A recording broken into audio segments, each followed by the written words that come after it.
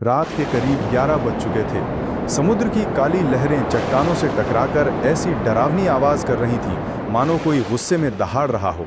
उस सुनसान समुद्री रास्ते पर दो आदमी धीरे धीरे आगे बढ़ रहे थे।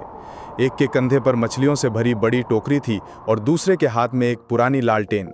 दोनों के कपड़े समुद्र के पानी से पूरी तरह भीगे हुए थे। उनके नाम थे गोपाल और भीमा। दोनों सुबह सुबह अपनी छोटी नाव लेकर समुद्र में मछली पकड़ने गए थे, लेकिन अचानक मौसम खराब हो जाने की वजह से उन्हें लौटने में देर हो गई। अब वे रात के अंधेरे में अपने गांव सूर्यपुर वापस जा रहे थे। जल्दी चल भाई, आज की रात कुछ ठीक नहीं लग रही। गोपाल, तुझे वो पुराना समुद्री प्रकाश स्तंभ दिखाई दे रहा है? गोपाल ने गर्दन घुमाकर समुद्र किनारे दूर ऊंची चट्टान पर खड़े उस पुराने प्रकाश स्तंभ की तरफ देखा। कभी उसकी रोशनी कई किलोमीटर दूर तक समुद्र में दिखाई देती थी, लेकिन पिछले 15 सालों से वो पूरी तरह बंद पड़ा था। लोग कहते थे कि अब वहां कोई नहीं रहता। उसकी दीवारें काली पड़ चुकी थी, खिड़कियों के शीशे टूट चुके थे और ऊपर लगी विशाल रोशनी धूल और मकड़ी के जालों से ढकी हुई थी। लेकिन उस रात उसी पुराने प्रकाश स्तंभ के ऊपर हल्की सी पीली रोशनी जल रही थी। ये कैसे हो सकता है?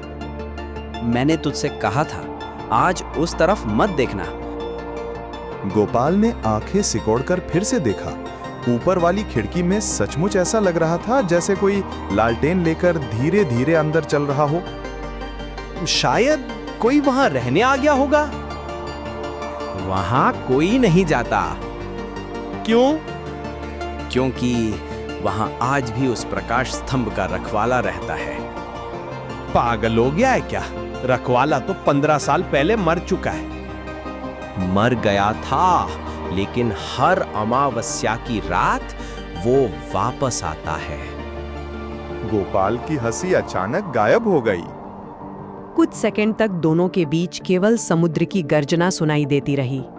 तभी पुराने प्रकाश स्तंभ के अंदर से अचानक घंटी बजने की आवाज गूंज उठी। दोनों के शरीर में जैसे बिजली दौड़ गई। भीमा के हाथ से लालटेन लगभग छूट गई। ये आवाज अंदर से आई है। फिर उसे प्रकाश स्तंभ के अंदर किसी ने बंद कर दिया था। किसने? मेरे पिता भी नहीं देख पाए, लेकिन उन्होंने कहा था कि उस रात अंदर से किसी औरत के रोने की आवाज लगातार आ रही थी।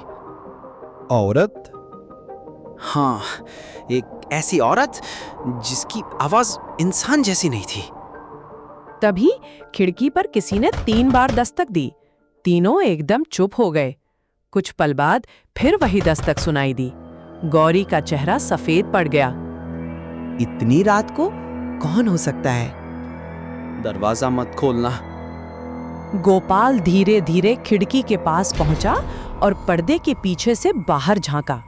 बाहर घना अंधेरा था, लेकिन खिड़की के ठीक सामने एक लालटेन जल रही थी। गोपाल की सांस रुक गई। लालटेन हवा में नहीं तैर रही थी, उसे कोई पकड़े हुए था, लेकिन उसका शरीर दिखाई नहीं दे रहा था, सिर्फ लालटेन। गोपाल घबराकर पीछे हट गया। भीमा ने तुरंत घर की सारी लाइटें बंद कर दी। पूरा घर अंधेरे में डूब गया। बाहर समुद्र गरज रहा था और खिड़की के बाहर वही लालटेन अब भी जल रही थी।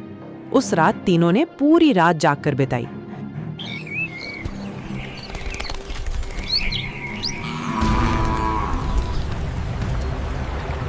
सुबह होते ही गोपाल और भीमा गांव के सबसे बुजुर्ग मछुआरे भैरव काका के पास पहुंचे। भैरव काका ने उनकी पूरी बात ध्यान से सुनी, लेकिन जैसे ही गोपाल ने हरिदास का नाम लिया, बूढ़े के हाथ कांपने लगे। तुम सच में उसे देख आए हो? भैरव काका ने गहरी सांस ली। तो आखिर वो वापस आ ही गया। कौन? भैरव काका ने समुद्र की ओर देखते हुए कहा, रुद्रनाथ नहीं। दोनों एक साथ चौंक पड़े। फिर कौन? उस पुराने प्रकाश स्तंभ में रुद्रनाथ कभी अकेला नहीं था। तो उसके साथ और कौन था? भैरव काका कुछ देर तक चुप रहे, फिर बोले, एक औरत। भीमा का चेहरा पीला पड़ गया। वही औरत जिसके बारे में गौरी ने बताया था? हाँ, बहुत साल पहले समुद्र में एक नाव डूब गई थी। उस नाव में एक औरत और उसका छोटा बेटा सवार थे। गांव वालों ने समझा कि दोनों समुद्र में समा गए, लेकिन कुछ दिनों बाद लोगों ने उस औरत को इसी प्रकाश स्तंभ के पास देखा। वो हर रात सीढ़ियों के नीचे बैठकर किसी का इंतजार करती रहती थी। किसका? अपने बच्चे का। कुछ पल तक तीनों के बीच सन्नाटा छाया रहा। उसके बाद क्या हुआ? एक रात वो औरत भी अचानक गायब हो गई। क्या वो भी मर गई थी? उसकी लाश भी कभी नहीं मिली। लेकिन उसके बाद हर रात प्रकाश स्तंभ से दो आवाजें आने लगी, एक आदमी की और एक औरत की। क्या रुद्रनाथ ने उस औरत को देखा था? शायद। और उसी रात वो भी हमेशा के लिए गायब हो गया। उसी समय समुद्र की तरफ से ठंडी हवा का तेज झोंका आया। आज अमावस्या है। उन्होंने दोनों की आंखों में देखते हुए कहा, आज रात उस प्रकाश स्तंभ की रोशनी फिर जलेगी, और अगर कोई वहां चला गया वो कुछ पल रुके। तो वो कभी वापस नहीं लौटेगा। उस शाम गोपाल ने तय कर लिया कि वो किसी भी हाल में प्रकाश स्तंभ के पास नहीं जाएगा। लेकिन आधी रात होते ही गोपाल वो बिस्तर से उठ बैठा। गौरी और उसका बेटा गहरी नींद में सो रहे थे। गोपाल, इस बार आवाज समुद्र की दिशा से आ रही थी। गोपाल ने खिड़की से बाहर देखा। दूर अंधेरे में पुराना प्रकाश स्तंभ दिखाई दे रहा था। उसकी सबसे ऊपरी मंजिल पर फिर से पीली रोशनी जल रही थी। उस रोशनी के सामने एक औरत खड़ी थी। वो धीरे धीरे अपना हाथ उठा रही थी। गोपाल, मेरे बच्चे को ढूंढ दो। गोपाल डर कर पीछे हट गया।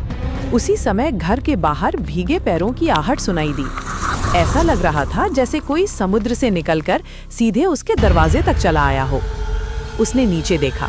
दरवाजे की चौखट के नीचे से खारा समुद्री पानी घर के अंदर आ रहा था। उस पानी के साथ एक छोटी सी लाल रंग की लकड़ी की नाव भी बहकर आई। गोपाल ने कांपते हाथों से उसे उठाया। नाव के नीचे खून से एक नाम लिखा था, मोहन। बाबा, गोपाल का दिल जोर जोर से धड़कने लगा।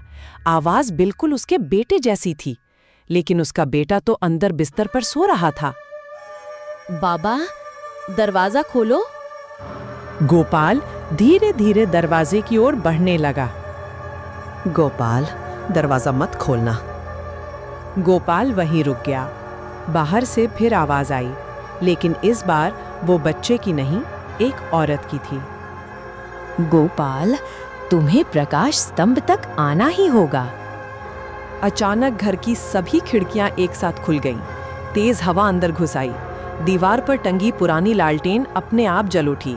उसकी पीली रोशनी में गोपाल ने देखा, खिड़की के बाहर वही भीगी हुई औरत खड़ी थी। उसका चेहरा लंबे बालों से ढका हुआ था। उसके हाथ में वही छोटी लकड़ी की नाव थी, और उसके पीछे अंधेरे में एक आदमी खड़ा था। उसके हाथ में पुरानी लालटेन थी। वो रुद्रनाथ था। उसने धीरे धीरे अपना चेहरा ऊपर उठाया। अगले ही पल समुद्र किनारे खड़ा पुराना प्रकाश स्तंभ पूरी ताकत से चमक उठा। उसकी रोशनी समुद्र को चीरती हुई पूरे सूर्यपुर गांव पर फैल गई। उसी क्षण प्रकाश स्तंभ के भीतर से एक भयावह चीख गूंज उठी। गौरी ने अपने कान बंद कर लिए। बेटा डरकर रोने लगा, लेकिन गोपाल की नजर खिड़की पर ही टिकी रही। वहां अब कोई नहीं था, सिर्फ गीली जमीन और उस पर बने दो भीगे पैरों के निशान। लेकिन वे निशान बाहर नहीं जा रहे थे, बल्कि घर के अंदर से शुरू होकर सीधे गोपाल के कमरे की ओर जा रहे थे। गोपाल का चेहरा सफेद पड़ गया। वो धीरे धीरे कमरे की ओर बढ़ा। दरवाजा आधा खुला था। अंदर घना अंधेरा पसरा हुआ था। बाबा, वो आ गया है। उसका बेटा बिस्तर पर ही था, लेकिन उसके पीछे दीवार पर एक विशाल काली परछाई खड़ी थी। वो परछाई धीरे धीरे बच्चे की ओर झुक रही थी। उसी समय बाहर प्रकाश स्तंभ की घंटी जोर से बज उठी। गोपाल ने दौड़कर अपने बेटे को उठा लिया। अगले ही पल दीवार पर बनी परछाई ने अपना सिर घुमाया और सीधे गोपाल की तरफ देखने लगी। उसके चेहरे पर आंखें नहीं थीं, सिर्फ एक गहरा काला गड्ढा था। कल रात तुम प्रकाश स्तंभ जरूर आओगे। और अगले ही पल घर की सारी रोशनियां एक साथ बुझ गईं।